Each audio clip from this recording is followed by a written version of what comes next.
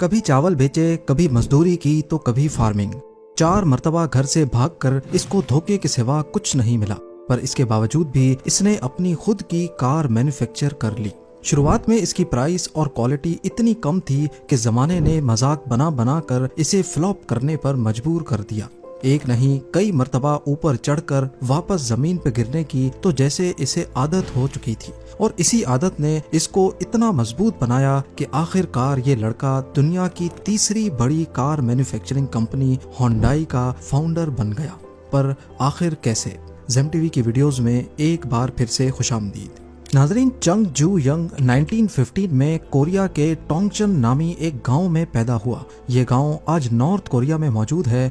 उस वक्त पूरा कोरिया एक ही मुल्क हुआ करता था जिस पर जापान राज करता था। चंग अपने 7 बहन भाइयों में सबसे बड़ा था और गुर्बत की वजह से पूरी फैमिली खेतों में काम करती थी।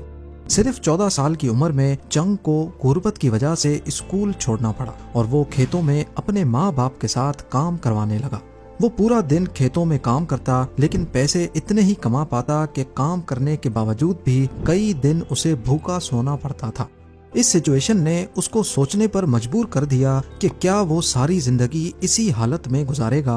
वो अपनी जिंदगी से फेड अप हो चुका था और अल्टीमेटली वो घर से भागकर 100 किलोमीटर दूर कुवॉन सिटी में चला गया।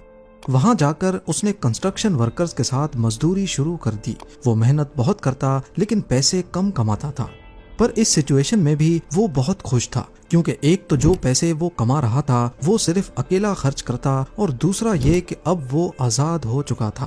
लेकिन ये आज़ादी सिर्फ 2 महीने ही चल सकी। उसके माँ बाप जो उसको तलाश कर रहे थे कुवॉन आ पहुंचे और उसे ढूंढकर वापस गांव ले गए। चंग की जिंदगी में पहली बार जो खुशी आई थी वो छीन कर उसे दोबारा खेतों में काम करने के लिए भेज दिया। पर असल में उसने शहर की जिंदगी का मजा चख लिया था। वो किसी भी सूरत दोबारा से गांव या खेतों वाली जिंदगी नहीं गुजारना चाहता था। उसके बाद उसने 2 बार फिर से भागने की कोशिश की, मगर पकड़ा गया और वापस गांव में आकर काम करने लगा।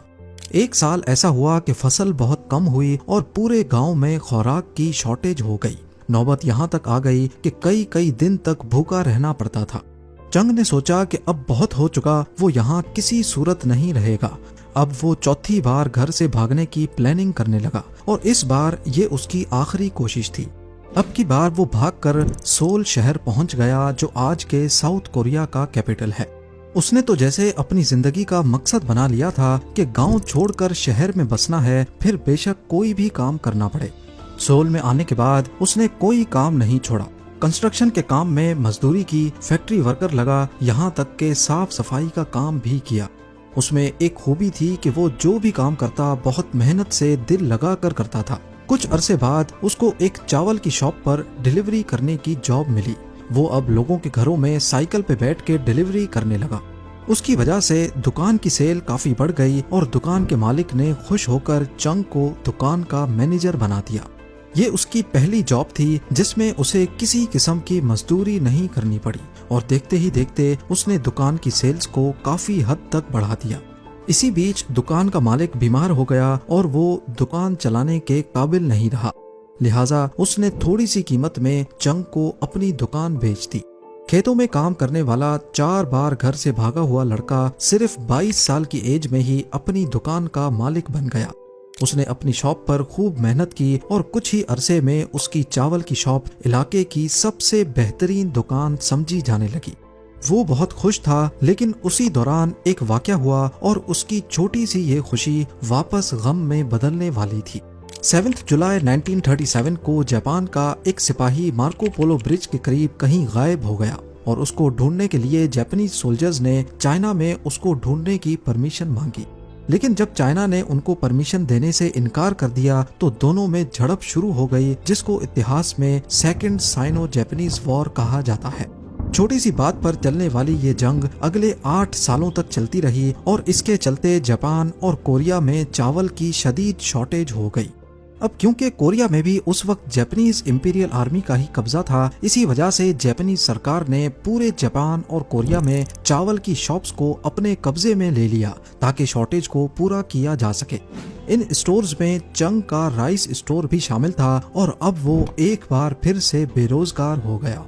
उसकी 2 सालों की मेहनत, उसकी जमा पूंजी, सब कुछ जीरो से मल्टीप्लाई हो गई। पर चंग ने हार नहीं मानी।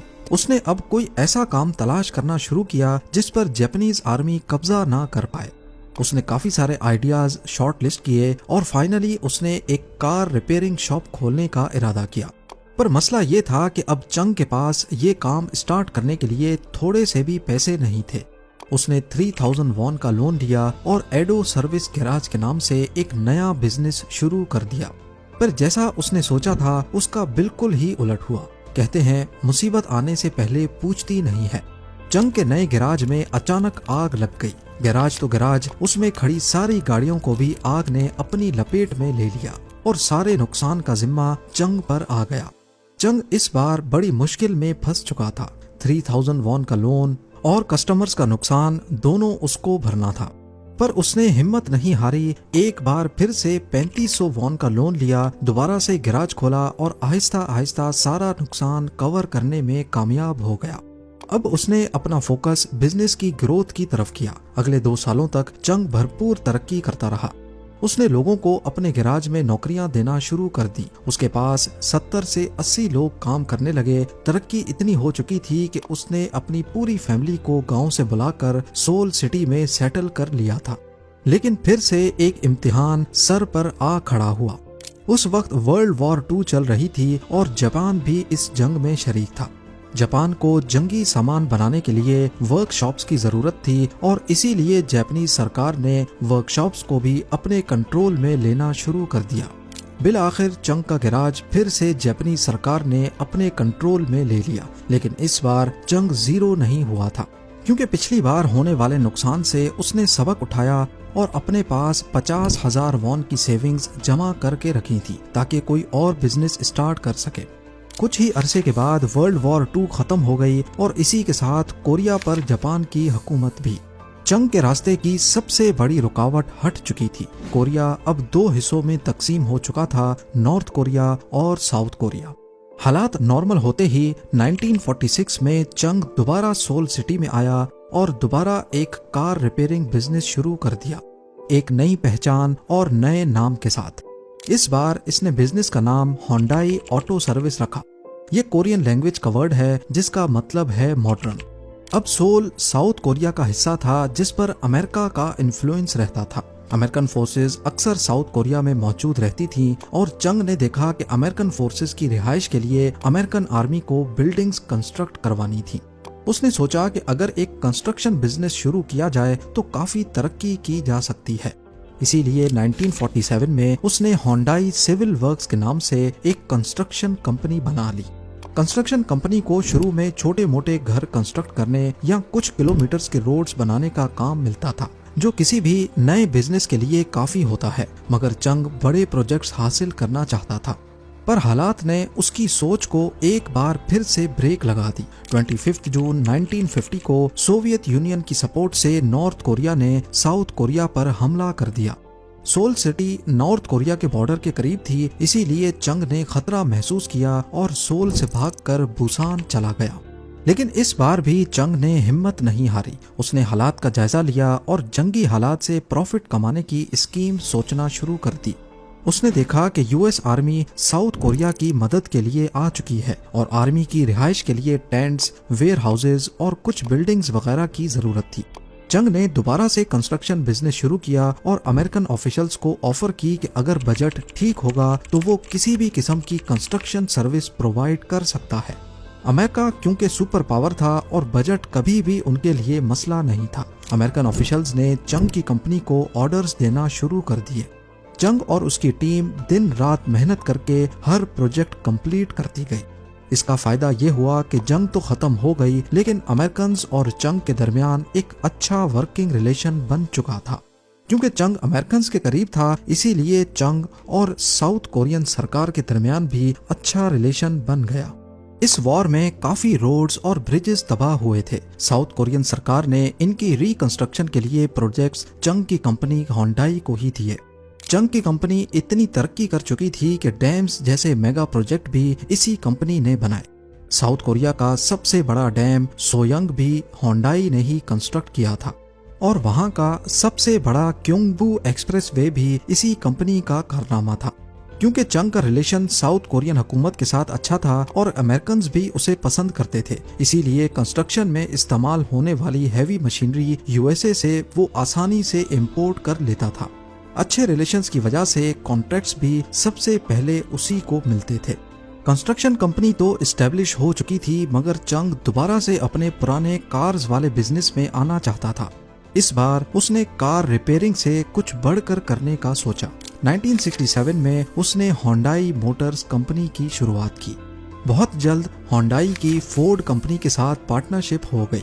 फोर्ड की कॉर्टिना कार उस वक्त मार्केट में फेमस थी, इसीलिए होंडाई ने एग्रीमेंट किया कि वो फोर्ड की टेक्नोलॉजी को इस्तेमाल करके कॉर्टिना कार की असेंबलिंग करेंगे और होंडाई के वर्जन के तौर पे उसे साउथ कोरिया में सेल करेंगे। ये एग्रीमेंट काफी कामयाब रहा और होंडाई ने इससे काफी तरक्की भी की, लेकिन साउथ कोरिया की कार मार्केट काफी छोटी थी। एक अंदाजे के मुताबिक सिर्फ 30,000 कार्स की मार्केट थी और उसमें ग्रोथ के चांसेस काफी कम थे। इसीलिए होंडाई ने इस कार को इंटरनेशनली एक्सपोर्ट करना चाहा, मगर फोर्ड के साथ उनका इख्तलाफ हो गया। फोर्ड ने कहा कि हमारा एग्रीमेंट सिर्फ साउथ कोरिया की मार्केट के लिए हुआ था, होंडाई इसे एक्सपोर्ट नहीं कर सकती, और इसीलिए फोर्ड और होंडाई की पार्टनरशिप टूट गई। यह डील टूटने के फौरन बाद चंग ने नए पार्टनर की तलाश शुरू कर दी और जल्द ही मित्सुबिशी मोटर्स के साथ उसने एग्रीमेंट साइन कर लिया। मित्सुबिशी अब होंडाई को कार प्रोडक्शन टेक्नोलॉजी देने के लिए तैयार थी। इस डील के बाद होंडाई ने अपनी पहली कार प्रोड्यूस की, जिसे होंडाई पोनी का नाम दिया गया। इस कार की कीमत बहुत कम थी, पर यह इसकी प्राइस ही थी जिसकी वजह से होंडाई पोनी मार्केट में फेमस हो गई और देखते ही देखते इसने होंडाई को साउथ कोरिया की सबसे बड़ी कार कंपनी बना डाला। लेकिन जैसा कि हमने पहले बताया कि उस वक्त साउथ कोरिया की कार मार्केट बहुत छोटी थी, इसीलिए वहां पर ज्यादा ग्रोथ का चांस नहीं था। होंडाई ने पोनी को इंटरनेशनली एक्सपोर्ट करना शुरू कर दिया। ये कार कई कंट्रीज में कामयाब रही, जैसा कि कनाडा में इसे खूब पसंद किया गया। लेकिन होंडाई इसे कार की सबसे बड़ी मार्केट यूएसए में लॉन्च करना चाहता था, मगर यूएसए के फेडरल एमिशन स्टैंडर्ड्स पर पूरा ना उतरने की वजह से यूएसए ने इस कार को रिजेक्ट कर दिया। चंग ने हार ना मानी और कार में मजीद इम्प्रूवमेंट्स की और बिल आखिर स्टैंडर्ड्स पर पूरा उतरकर इसे यूएसए में भी लॉन्च कर दिया गया। होंडाई पोनी का ये इम्प्रूव्ड वर्जन होंडाई एक्सेल के नाम से यूएसए में इंट्रोड्यूस हुआ। इस कार की कीमत तकरीबन $5,000 थी, जो कि दूसरी कार्स के मुकाबले में तकरीबन आधी प्राइस थी।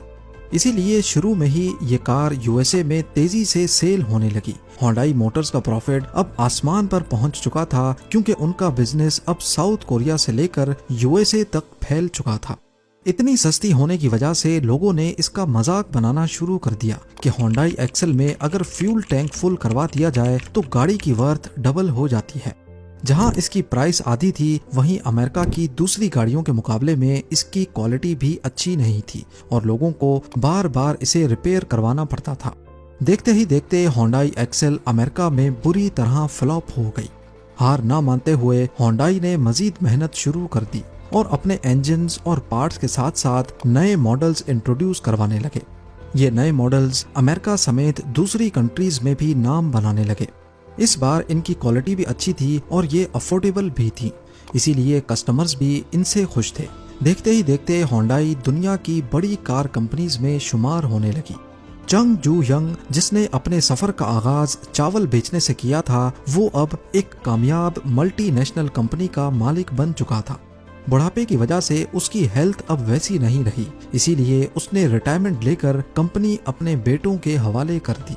2001 में चंग की डेथ हो गई और उसने अपने पीछे दुनिया की तीसरी बड़ी कार मैन्युफैक्चरिंग कंपनी को छोड़ा। लेकिन होंडाई से रिलेटेड कुछ हकीकतें हैं जो शायद आपको पहले मालूम ना हो।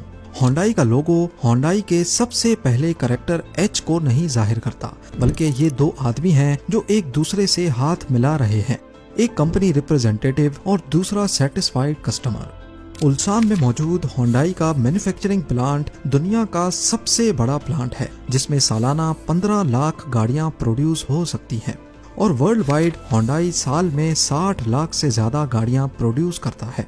उम्मीद है जेम टीवी की ये वीडियो भी आप लोग भरपूर लाइक और शेयर करेंगे। आप लोगों के प्यार भरे कमेंट्स का बेहद शुक्रिया। मिलते हैं अगली शानदार वीडियो में।